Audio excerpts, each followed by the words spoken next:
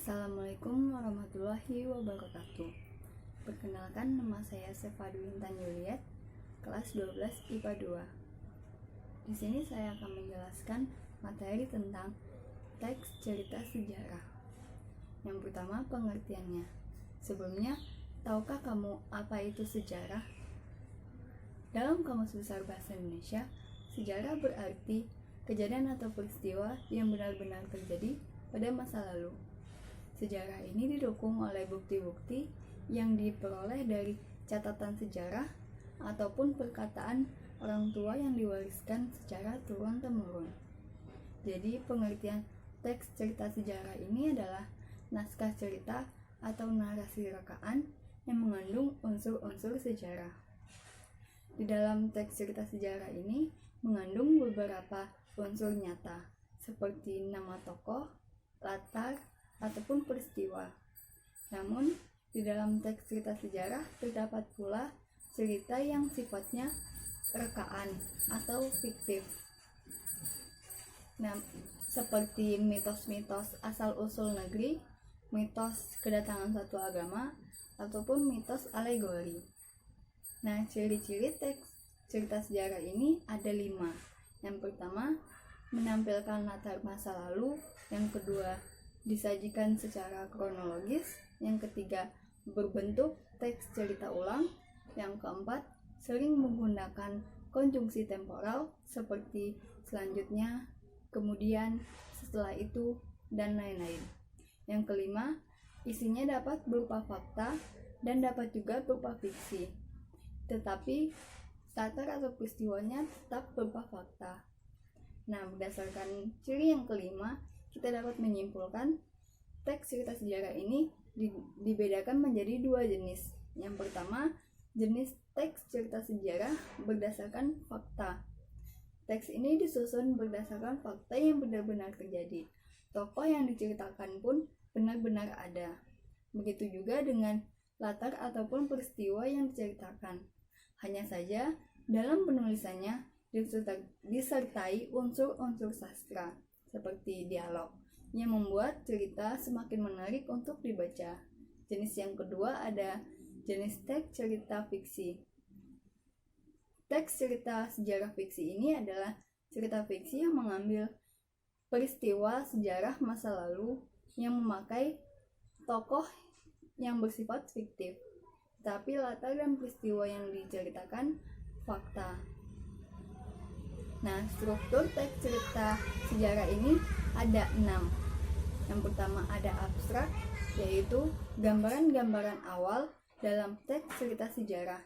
Yang kedua orientasi, merupakan bagian pembuka dalam teks cerita sejarah yang berisikan pengenalan tokoh ataupun pengenalan suatu latar atau peristiwa. Yang ketiga ada komplikasi, pada tahap ini mulai muncul konflik yang ditandai oleh reaksi pelaku terhadap konflik yang terjadi. Yang keempat ada klimaks. Klimaks ini merupakan puncak dari konflik. Pada tahap ini konflik mencapai tingkat intensitas tertinggi. Yang kelima ada resolusi. Resolusi ini berisi solusi-solusi atau penyelesaian terhadap konflik yang dialami oleh tokoh. Yang keenam atau yang terakhir ada koda atau amanat. Koda atau amanat ini merupakan bagian akhir dalam teks cerita sejarah yang berisikan amanat-amanat ataupun pesan moral sebagai tanggapan terhadap konflik yang terjadi dalam teks cerita sejarah. Nah, selanjutnya ada pun fungsi dari teks cerita sejarah ini. Ada 4 fungsi.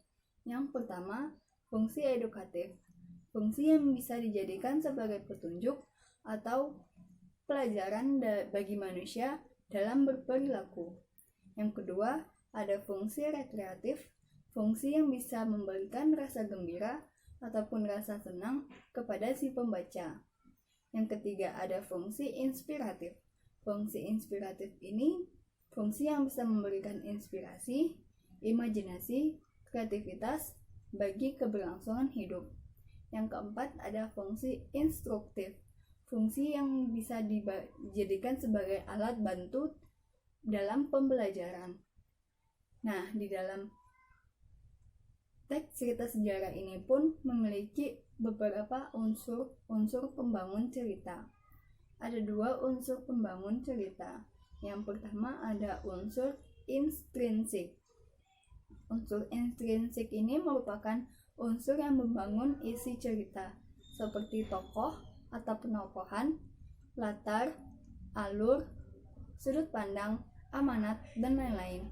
Yang kedua ada unsur pembangun ekstrinsik. Fungsinya itu membangun cerita dari luar, seperti corak kebudayaan, unsur ekonomi, unsur sosial, unsur politik, dan lain-lain. Dalam teks cerita sejarah ini dapat nilai-nilai yang terkandung yang disampaikan oleh penulis secara langsung maupun tidak langsung. Nilai-nilai ini dapat berupa nilai moral, nilai kepahlawanan, nilai religius, nilai sosial, nilai budaya, dan lain-lain. Dalam mengidentifikasi nilai yang terkandung dalam teks cerita sejarah, ada langkah-langkah yang harus kita lakukan. Yang pertama, membaca teks cerita sejarah secara seksama.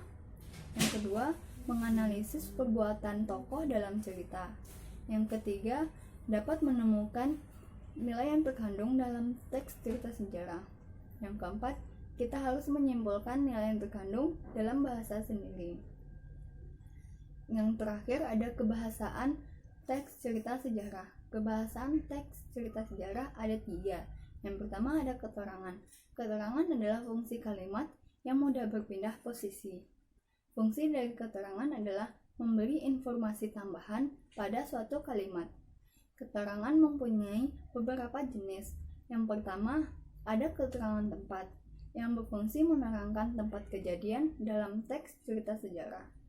Yang kedua ada keterangan waktu, yang berfungsi menerangkan latar waktu kejadian dalam cerita. Yang ketiga ada keterangan alat, yang berfungsi menandai alat yang digunakan dalam melakukan sesuatu. Yang keempat ada keterangan tujuan, yang menerangkan tujuan dari kejadian yang dilakukan. Yang kelima ada keterangan cara, yang menerangkan cara yang dilakukan untuk melakukan sesuatu. Kebahasaan yang kedua yaitu kata sifat. Kata sifat adalah kata yang menggambarkan nomina atau kata benda. Ciri kata sifat ini adalah dapat digabung dengan kata lebih atau sangat, seperti lebih baik, sangat baik, lebih cantik, sangat cantik, dan lain-lain. Kata sifat ini sering digunakan penulis dalam penulisan teks cerita sejarah. Biasanya ditemukan untuk menggambarkan tokoh, tempat, atau suasana. Kebahasaan teks cerita sejarah yang terakhir adalah bahasa kias. Menurut Abrams ahli bahasa, kata bahasa kias adalah penyimpangan penggunaan bahasa oleh penutur dari penggunaan bahasa yang digunakan sehari-hari, penyimpangan bahasa standar, atau penyimpangan makna dari suatu kata agar memperoleh beberapa makna khusus atau efek khusus. Bahasa kias ini dibedakan menjadi 2, yaitu ada simbolik. Penulis sering menggunakan simbol-simbol dalam penulisan teks cerita sejarah. Simbol-simbol yang digunakan penulis memiliki makna tersendiri, seperti kata mengangguk, berarti memiliki simbol mengiyakan atau persetujuan, atau menggeleng, yaitu merupakan simbol penolakan. Yang kedua ada ungkapan. Ungkapan ini juga sering digunakan penulis dalam penulisan teks cerita sejarah. Ungkapan adalah kelompok kata atau gabungan kata yang menyatakan makna khusus yang unsur-unsurnya sering menjadi kabur.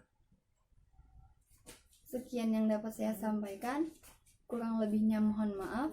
Wabillahi taufiq wal hidayah. Wassalamualaikum warahmatullahi wabarakatuh.